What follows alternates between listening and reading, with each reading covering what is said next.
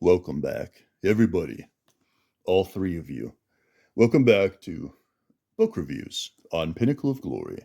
Anyway, this is the sequel to All the Pretty Horses by Cormac McCarthy. It's called The Crossing. And All the Pretty Horses has some moments in it where it just spiked. And you felt like you were at the zenith of what prose could be. But Cormac McCarthy outdoes himself in this book. I like this more than All the Pretty Horses. And I'll make those reasons known as we get there. Now, that's not going to, you must not think that means that I don't like All the Pretty Horses. It's one of my favorite books. This is a worthy sequel, but I'm not going to be blind to its flaws. It does have some. For example, the book is kind of split up into four scenes where he really lays out the philosophy that the book's trying to tell you.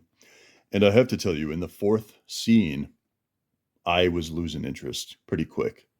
Even though if you ask me, well, did you like that scene? The answer is yes, but it could have been condensed and compressed into 1 to 2 pages rather than the 20 or 15 that it went on. And that's my critique of this book. It's like 425 pages. It could have been 375 pages, could have been 300 pages, maybe 350. So that's my critique of it. But I really enjoy the book. We're going to spoil it, so leave. Otherwise, stick around, be spoiled, but also experience it. The reason that literature is great is it's that experience of reading it that you're after. That's where the gains are made. So in All the Pretty Horses, we follow John Grady Cole in a sort of coming of age story. He crosses into Mexico. He has his adventure. He grows up. He becomes a man. He sees the horrors of life, and the age is kind of passing. Now, in this, you follow Billy Parham. He kind of is self-appointed on this sacred quest. He and his father are trapping this wolf, and when he traps the wolf, he's supposed to stick his pistol to its head and pull the trigger. But he has compassion on this creature, and it's almost this sacred animal. He can't do it. She represents this primeval force in the world. And he is a 16-year-old boy, and he disobeys. He takes his horse, Nino, and he goes across the border, the crossing.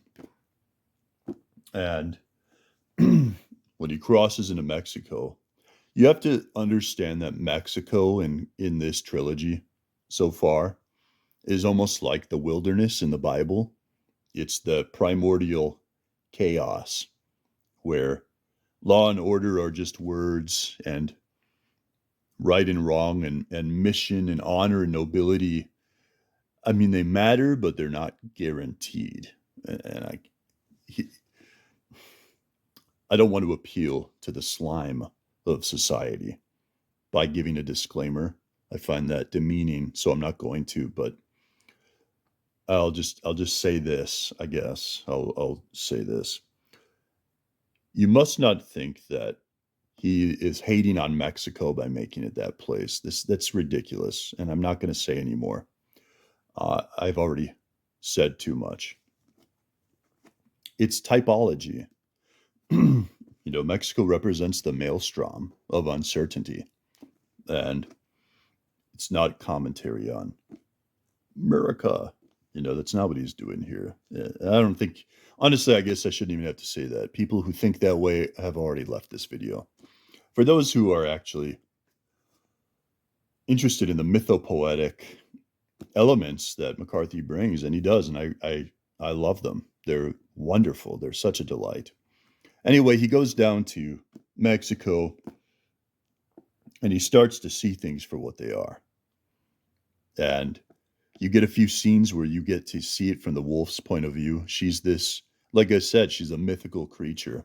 She represents the old world, the ancient, untamed world, that primal part that just can't be reasoned with. And there's this tension between Billy and the wolf, even though there is a moment towards the end of this scene between them where there's an unconscious sort of unspoken she trusts him moment. Anyway, he goes down there. There's something interesting in this book is for every cruelty, there's a kindness shown. And he goes down, and basically the sheriff comes and gets him. And by the way, this is 1930s. So there's revolutions going on, and they're mopping up the remnants of the rebels. It's so chaotic in Mexico. And he ends up, taking this wolf there. He's trying to bring her to the mountains on this mission of his.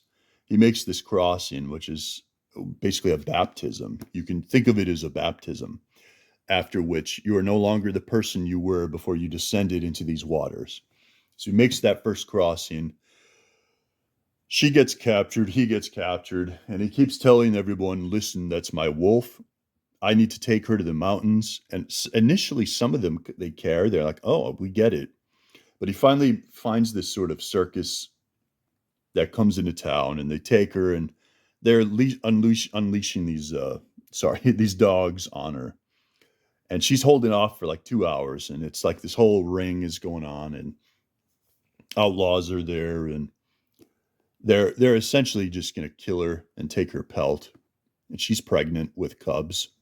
She's also injured from where she stepped in a trap, so she has no hope. And Billy tries to free her, and when he does, the most interesting things happen. The wolf is leaning against his leg, and that's that sign of trust that I was referring to. So you get the moments like that, these kind of glittering moments of hope and understanding. And essentially, he can't get out. People have all drawn their pistols on him. They don't care about his sacred purpose there. They think he's an idiot. Get out of here, kid. Don't you know that this is Mexico? Go back to America, like where your ways are understood to you. You don't understand this place.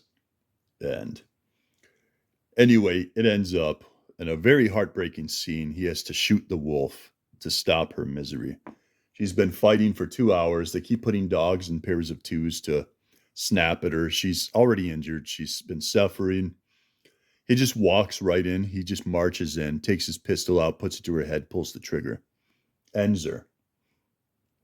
And he buries her. And there's a line in here, and it's one of my favorite lines. I'll read it, and you're not going to be impressed by it. Maybe I should have marked it beforehand. But it talks about her cubs as he buries her, and he puts the rocks in the ground. They mutely cry out into the world for deliverance, and of course nothing comes because this is a McCarthy novel. There is no mercy in McCarthy novels. Well, there's a little bit, and that's just the first 175 pages. I mean, it's fascinating. So then he makes his crossing back to his home. And then when that happened, I'm thinking to myself, what the hell else is this going to be about? Where do we go from here? I've still got this much book left, right?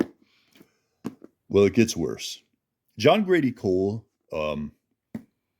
he went through hell. He had an adventure. But Billy Parham, I'm just going to say, he had a much harder life. He just did. He had a much harder life. And it ends with him going home and finding his family killed. Everything's ransacked, and he's been gone for an indeterminate amount of time. It's been a long time. But when he crosses back over, again, the whole point of the crossing, and there's many crossings in here. I think there's 3 or 6. Yeah, 3 crossings. He goes to Mexico 3 times in this book. And in each time, he comes back changed and different. So there's a series of events that occur where he finds his brother Boyd, and they cross back over, looking to kill the men that killed their parents. And it's not told to you outright, but it's strongly suggested that the man who did it was a Native American that Billy actually shows kindness to in the beginning of the novel. And you learn this because Boyd tells him, Boyd. When they came into the house, they were calling my name. Well, earlier in the novel, this Native American is like, "What's your brother's name?" And he's showing him kindness. He's all demanding, even though Billy's showing him kindness. And it's largely insinuated that he was scoping out the house and he was behind it. They don't come out and say that. It's a McCarthy novel. You're meant to put these things together without being told directly. So I feel like I've already exhausted this length. I mean, if I make a 40-minute review, no one watches it. So I'm going to shut it down in a minute here. But I highly recommend this novel. It touches on so many points. I felt like a doctor had taken a scalpel and just kept cutting down deeper into my bowels and my heart. And that's what this was. This really, it's mythopoetic. It is philosophical. It's very profound in many places. There are discussions and moments that Billy makes crossings metaphorically beyond the actual physical crossing.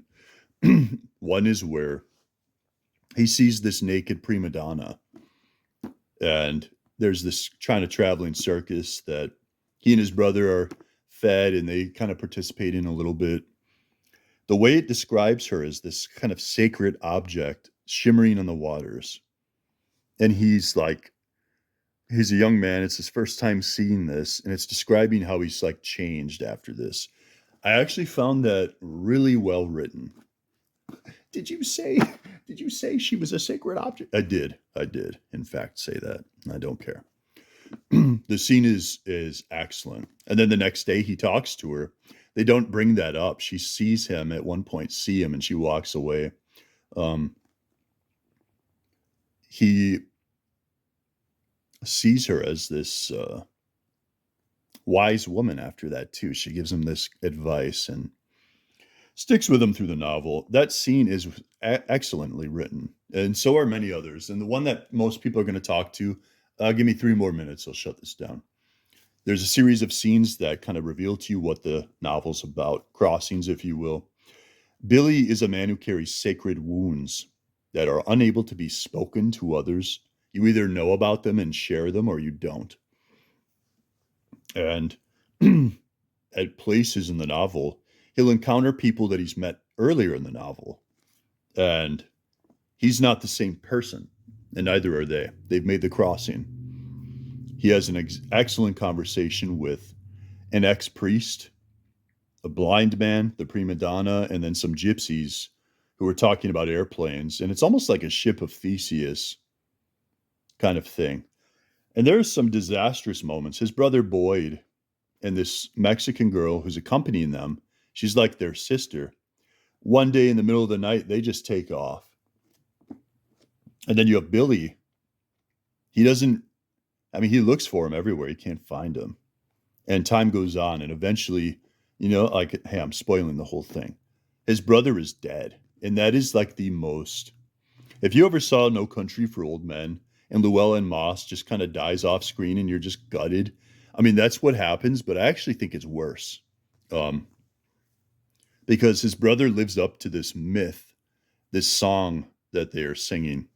He actually kind of fulfills the prophecy of that song, but they leave it open-ended. Like, did he really fulfill it? Are they stretching it? Where's the truth and where's the lie? Where's the confabulation?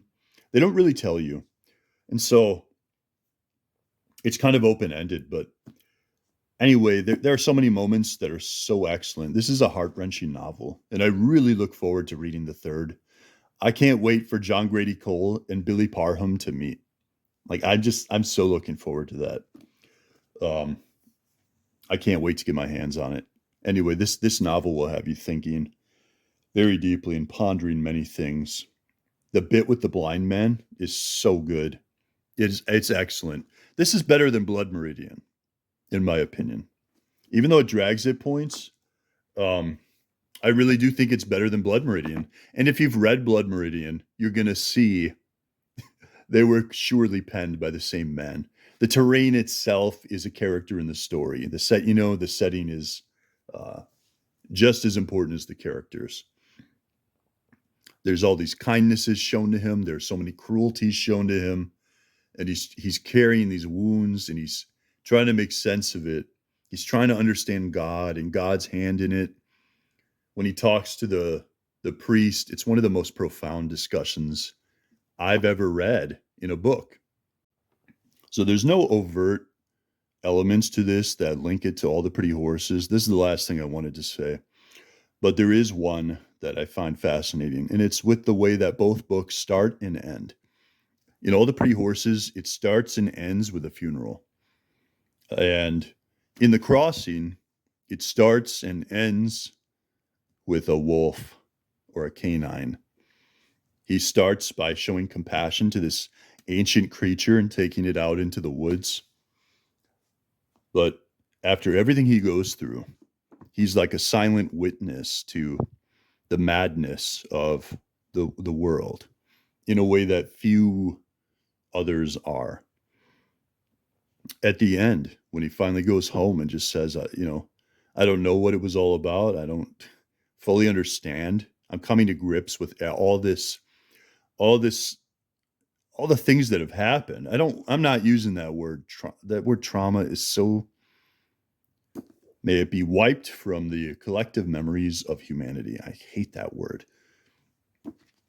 The wound that he carries, the scars that are so deep in his body, in his soul, have affected him to the point where, while in the beginning, he's this naive, compassionate man, by the end of the novel, he has another opportunity where this canine comes into the barn where he is.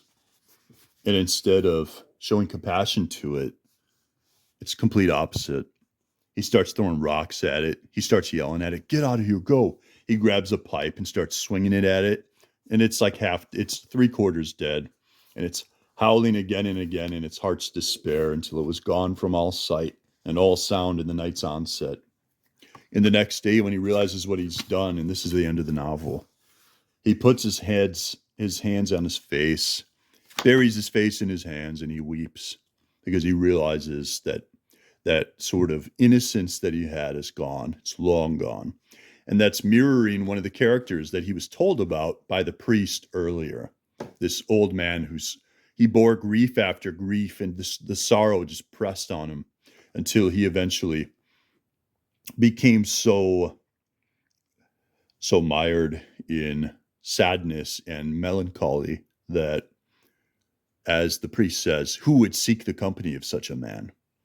His very existence is a burning fire on those around him, as you can't distract yourself from the horrors of the world as long as a man like that is near.